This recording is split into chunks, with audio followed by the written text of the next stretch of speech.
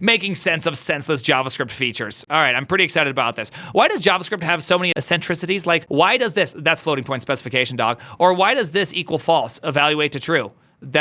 Yo, dog. I feel like those aren't very, okay, granted, this is a bit wild. I'll give it to you. But this is just IEEE, dog. IEEE 754-1985. Floating point specification. How do you not know about that? It's 754-1985, right? Yeah.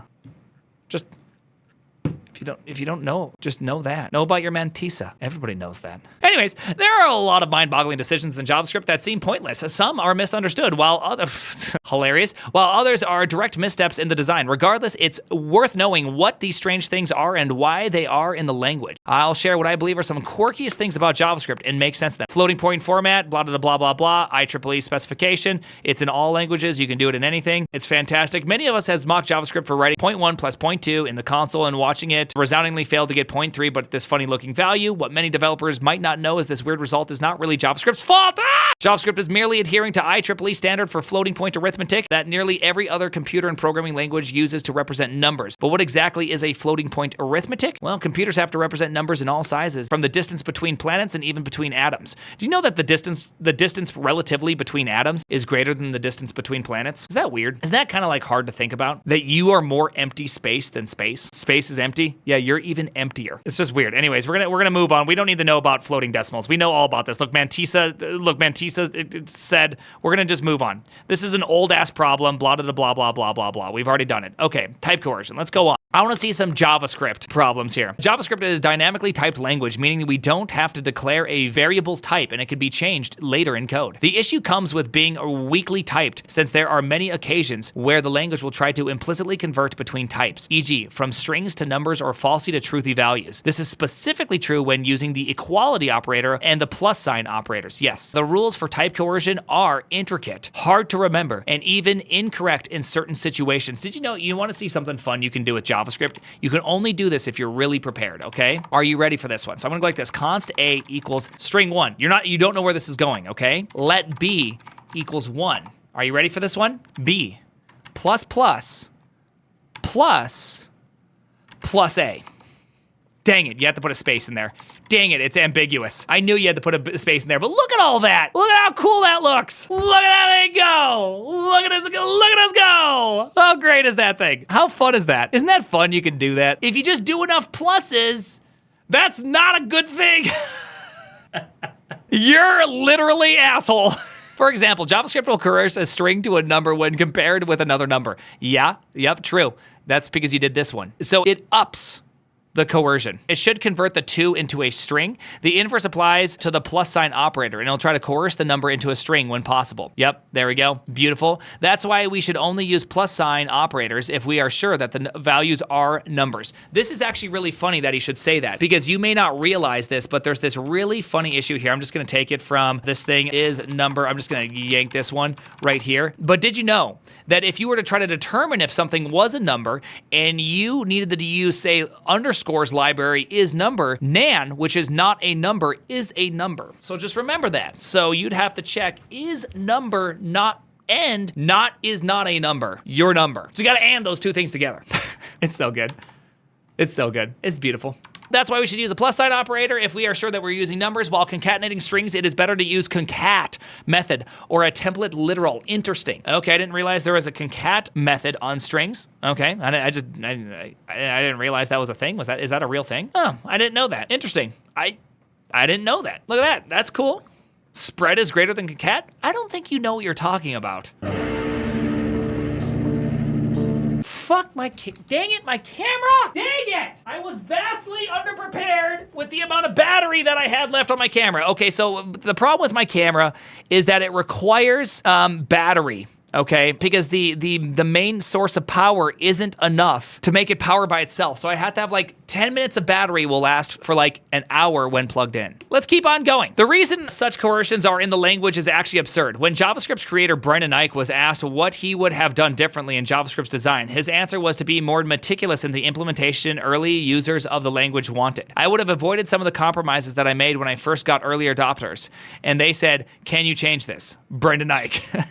That's actually, so that's the exact same reason why I'm rewriting Harpoon, is literally that exact same thing. The easiest way to screw up any project is to let people who are early adopters help shape the vision you have. Keep the vision narrow, honestly. Keep the vision narrow. The most glaring example is the reason why we have two equality operators, double equals and triple equals. Well, I mean, the nice part about that is that if you really want to, you can do something like this, const c equals -4, and then because we're using triple equals, we get a statistically longer equality check. Can your language do that? Can your language do that? Pew, pew, pew, pew, pew! Can you do that? No, you can't in your language, okay? Your language, not very strong in its equality checking. When an earlier JavaScript user prompted his needs to compare a number to a string without having to change his code to make a conversion, Brendan added a loose equality operator to satisfy those needs. Yeah, that's a mistake, but we look back at it's very easy to be armchair quarterback. Imagine he also made the language in 8 days because he was, or 7 days because he was absolutely required. Lore says 10 or 7, depending on who you listen to. There are a lot of other rules governing the loose equality operator and other statements checking for a condition that make JavaScript developers scratch their heads. There are complex, tedious, and senseless, so we should avoid the loose equality operator at all costs. You know what? I really hate the fact that null equals undefined, and you see that every now and then. Have you ever had a variable that needs to be either null or undefined, and you see code where someone does something like that? And it just is there. It's always there. And I'm always tempted to use it. I can't even help it. I want to use it. It's like the one I want to use. Always. So why do we have two equality operators in the first place? Well, a lot of factors, but we can point a finger at Guy L. Steele, co-creator of the Scheme programming language. He assured Ike that we could always add another equality operator since there were dialects with 5 distinct equality operators in the Lisp language. This mentality is dangerous, and nowadays all features have to be rigorously analyzed because we can always add new features. But once they are in the language, they cannot be removed. One thing I actually really appreciate about OCaml, every single type has its own operator. And now you're probably thinking that's super inconvenient and takes a while to understand. So plus is for integers, plus period is for floating points. I forget what string concatenation is. Maybe it's that or it's that. I think it's the @ sign maybe. I can't remember what it all is, but it allows it to be able to make an amazing inference because if you use any specific syntax, it's able to immediately go, okay, this must be of that type. It's super cool. Okay, it's the exponent sign, the caret. It's super cool. I actually really like that about the language. It takes a little bit of more learning in the beginning, but you get this incredible way to be able to understand every single type by the syntax used, which allows you to write significantly less types while maintaining full typed language. It's pretty cool. Oh, camel, my camel. When writing code in JavaScript, a semicolon is required at the end of some statements, including var, let, const, expression statements, do while, continue, break, return, throw, debugger. Is it required after a return? Is that true?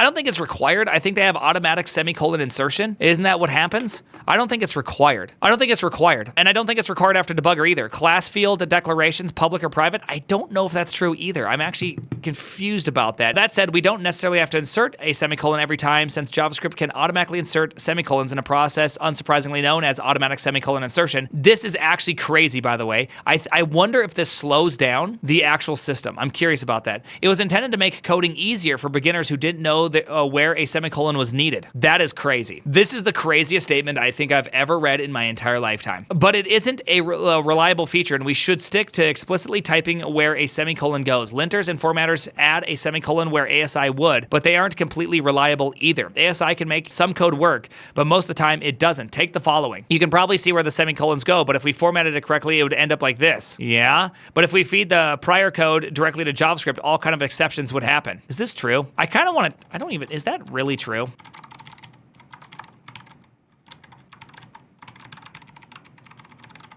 Is that true in today's world? One is not a function. Oh, yeah, interesting. Okay, yeah, weird. And that's because Vim test, and that's because we don't have a semicolon right here. There we go. Okay, yeah, so it is required after let statements. Okay, just curious, or const statements. Okay, I don't, I don't know all the rules, but interesting. In conclusion, know your semicolons. I just add them always. You know what? I'm kind of like a semicolon Andy if you need semicolons. Why so many bottom values? What is that? What? The term bottom is often used to represent a value that does not exist or is undefined. I don't think he knows what bottom means. I'm just gonna say that. and we're gonna move on. But why do we have two kinds of bottom values in JavaScript? Regular bottoms and power bottoms? What are they? Everything in JavaScript can be considered an object except the two bottom values, null and undefined. Despite type of null returning object, attempting to get a property value from them raises an exception. Note that strictly speaking, all primitive values aren't objects, but only null and undefined aren't subjected to boxing. We can think of nan as a third bottom value that represents the absence of a number. Well, funny you should say that. The abundance of bottom values should be regarded as a design error. There isn't a straightforward reason that explains the existence of two bottom values, but we can see differences in how JavaScript employs them. Undefined is the bottom value of JavaScript uses by default, so it's considered good practice to use it exclusively in your code. When we define a variable without an initial value, attempting to retrieve it assigns the undefined value. Fair? Null makes it so sad. Null is so sad. Null is so sad. It's used by JavaScript to denote the end of a recursive data structure, more specifically used in the prototype chain to denote its end. Most of the time, you can use undefined over null, but there are some occasions where only null can be used, as in the case with object create, which can only create an object without a prototype passing null. Using undefined returns a type error. I love JavaScript. Null and undefined both suffer from path problem when trying to access properties from the bottom value, as if they were objects. Exceptions are raised. Okay, yep, fair. You can't do a type error, yep. There's no way around this unless we check for each property value before trying, yep. That's why we have this little nully operator. Nully operators are fantastic. These are for losers. Loser operation, way cooler. I said nan can be considered a bottom value, but it has its own confusing place in JavaScript since it represents numbers that aren't actual numbers. This is just, again, IEEE floating point specification, usually done to a failed string to number conversion, which is also another reason to avoid it. Nan has its own shenanigans because it isn't equal to itself. To test if a value is nan or not, use number is nan. Classic. You can also just use is nan. It's also a global function. We can check for all three bottom values with the following test. Nice. JavaScript. I love it. I'm still going to write my own primage programming language. Yeah, you should. I know. Nan, but nan is in other languages too. You know, nan's a real thing. Increment and decrement. Okay, as developers, we tend to spend more time reading code rather than writing it. I spend more time writing it. Whether we are reading documentation, reviewing someone else's work, or checking our own code readability will increase our productivity over brevity. In other words, reliability saves time in the long run. I've never really understood this argument. I spend more time writing code. This argument tends to also run along the same veins as you don't need to learn how to type fast to be proficient at your job. I'd just probably argue the opposite at this point. That's why I prefer using +1 or -1 rather than increment and decrement operators. I've never liked this argument ever. I think it's a worthless argument. I just don't think there is a huge any direction on this. I mean, the only argument I've heard people make is with Rust and expressions versus statements. You know what I mean? Fine. It's a language limitation. I get that. But this argument I've just always found to be weak. You know, I just find it's just like a weak argument. If for whatever reason, what's it called? Let A equals 1. If A++ is confusing, but A+ equals 1 isn't, I don't know. I can't tell you. I can't tell you why that happens. Okay, that's your fault. Doesn't JavaScript also have that?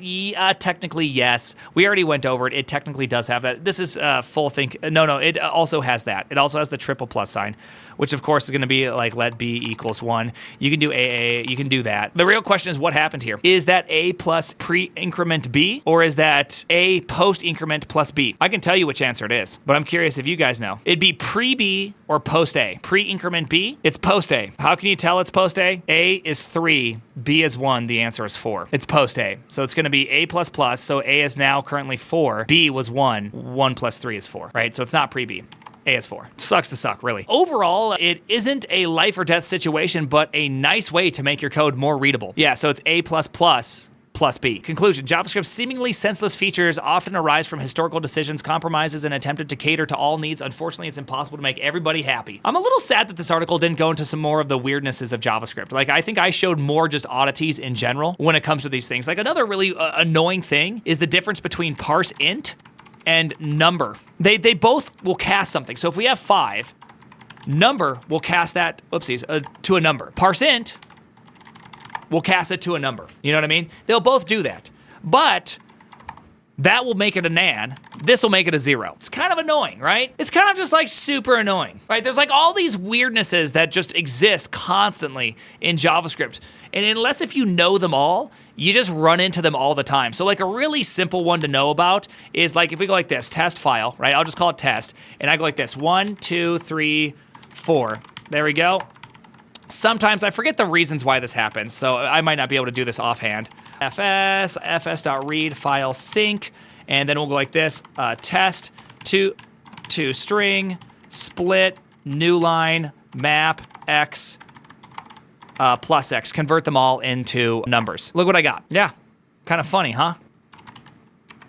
But I only have 4 lines in this file. Well, there's like a new line at the end, and that new line, when you split, results in an empty string. So if I just go like this, you get that. There's this little last empty string, and the empty string gets turned into a 0. I know, it's like these little things that happen that are super effing annoying. Now, AVL tree. I actually did do one live 2 months ago. And yesterday, someone challenged me that I couldn't do merge sort, or what's it called, bubble sort. We did bubble sort live, baby. Yo, mama, it's really annoying. Well, the hard part is this, is this right here.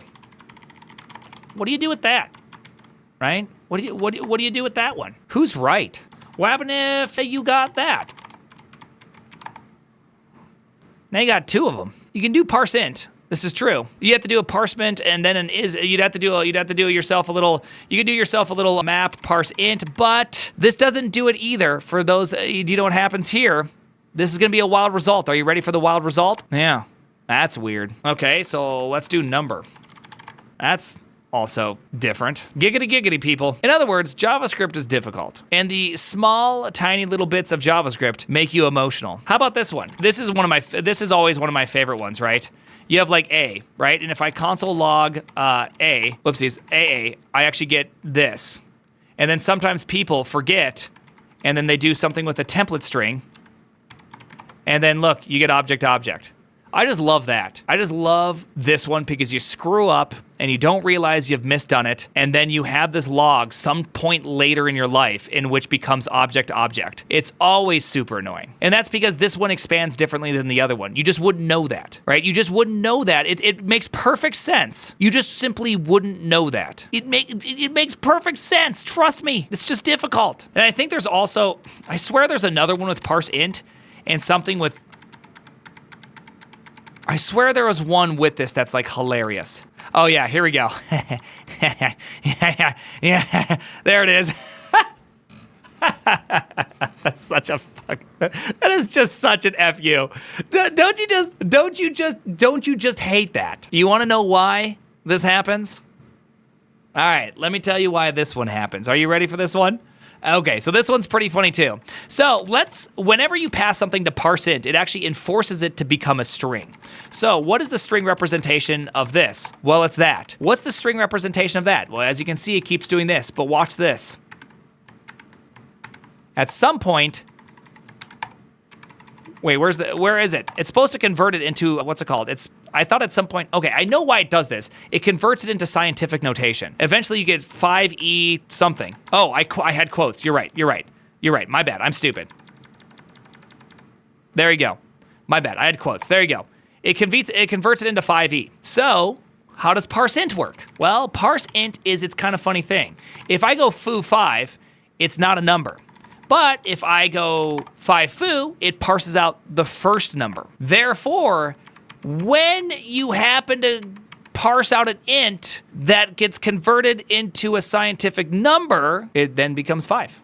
It makes perfect sense if you accept all of the previous statements that they make sense. I feel like at this point you're ready to learn about monads. Number, you get scientific notation, and that's why you get paid. The Lord's language. Scientific notation called it. I'm sure there's other ones that we can think of that are just super effed up, but I can't think of them off the top of my head. I mean, there's like the funny ones that, like reverse and sort when it comes to an array.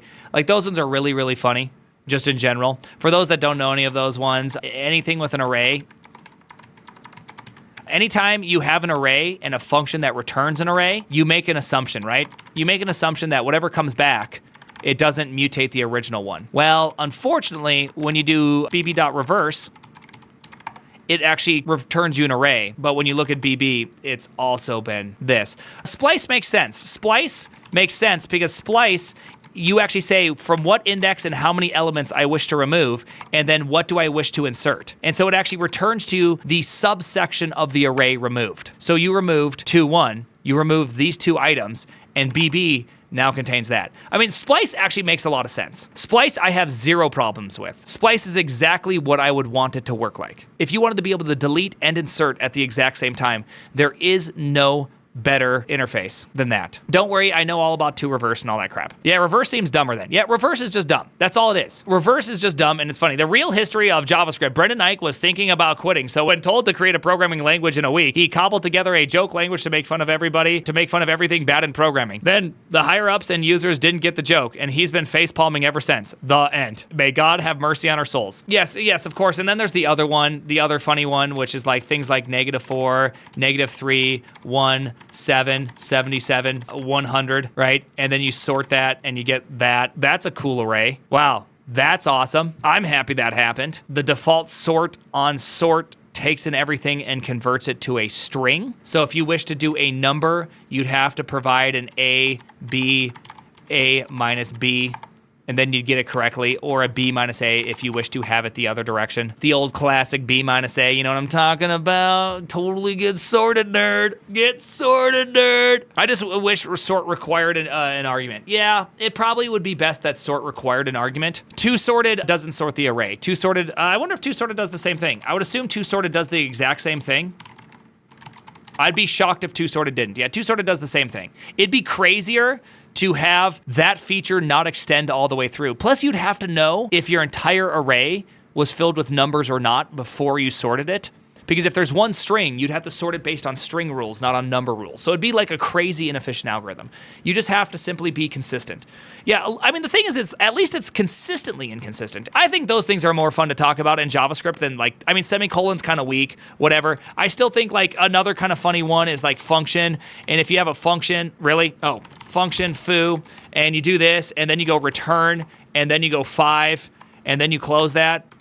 That should, it might not, oh, dang it. Yeah, there we go. We returned undefined. Like, that's great. Like, how great is that? Like, if you have the only time white space is significant is in the return statement, which just somehow feels funny. Automatic semicolon insertion, boys. You know what I mean? Stop breaking JS. It's just funny. Automatic semicolon insertion. It gets ya. What a piece of shit language. Yeah. You just got to know about these things. That's all. The gauntlet has been thrown. I remember you. Yeah. All right, hey, everybody, good luck with JavaScript. I've done a lot of amazing stuff in Node with JS for many years. Prime proved me that the downsides of JS are a real deal. Yeah, don't get me wrong. I love JavaScript. It's a very easy language to get things done. This is just people's inability to understand bitwise math. I love JavaScript. I'm just smart enough to know that it sucks. Bun fixes nothing because Bun uses JavaScript. That's it. If you think Dino or Bun will take the dumb out of JavaScript, you're dumber than JavaScript. Sorry. It's not turning back on. The name is I don't have a camera again.